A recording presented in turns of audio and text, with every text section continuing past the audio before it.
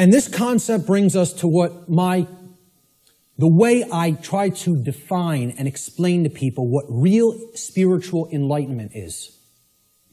Because what the New Age community is telling you that an enlightened being looks like is equally as a big crock of bull of what people who don't understand self-defense, the self-defense principle, believe. Okay? Enlightenment is not what this New Age nonsense community is trying to tell people that it is. All right? It's not about not taking action and sitting under a tree and meditating until you're magically enlightened. Okay? Enlightenment means knowing what's going on around you. Enlightenment means knowing what's going on within you. Enlightenment means truly knowing the true objective difference between right and wrong and living that in your life on a daily basis. Enlightenment means not aggressing upon your fellow human beings, but not agreeing voluntarily to be aggressed upon by them either. Okay? There's two pillars, two dynamics that go hand in hand with real enlightenment. I call this the two pillars of enlightenment. Okay? So here they are. The first pillar is the sacred feminine principle. This has been called the non-aggression principle. All right?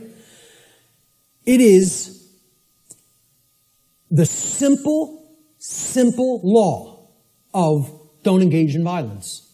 Or, quite simply put, don't steal.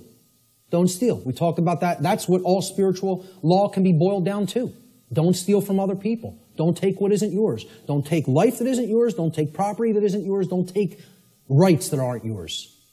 They're the property of others. Respect their ownership. Okay?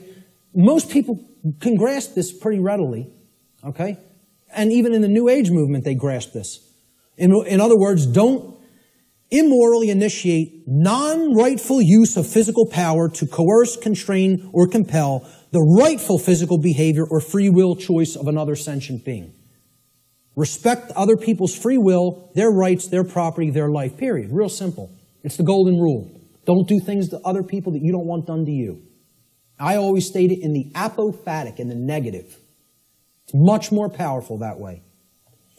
But there is a second principle, a second pillar or tenet of enlightenment, if you will. This is the sacred masculine principle. This is what religions of the world, whether they be government, organized religion of different regions of the world and cultures, the New Age movement, all right, this is what they are seeking to suppress. Because religions are right brain modalities. They're right brain methods of mind control. Just like government, who thinks it's a monopoly on the physical use of force, that's a left brain imbalanced mindset. All right? The second pillar of enlightenment is the sacred masculine principle, which is also known as the self-defense principle. Your body's your property, you have a right to defend it when it comes under attack by violence. This principle states, sentient beings have the inherent right to use force to defend themselves from violence conducted upon them by another. This is the part many people don't get.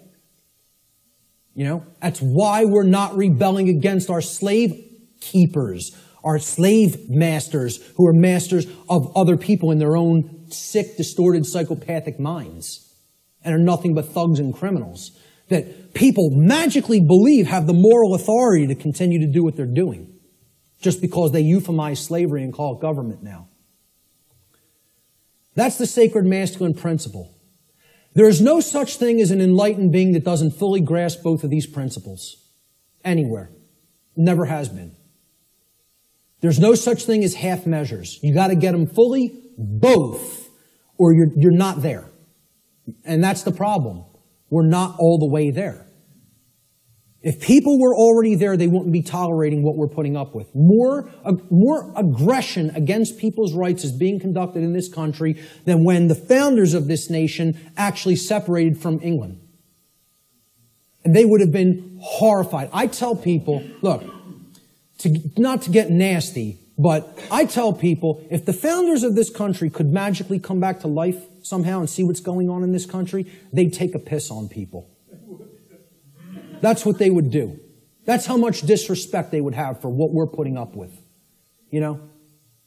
Again, just to say it the way it really is. That's what they would want to do to us. Because they would tell us, we warn you about all this. We warn you about it all. And you know what you did? You ignored it. Ignored it.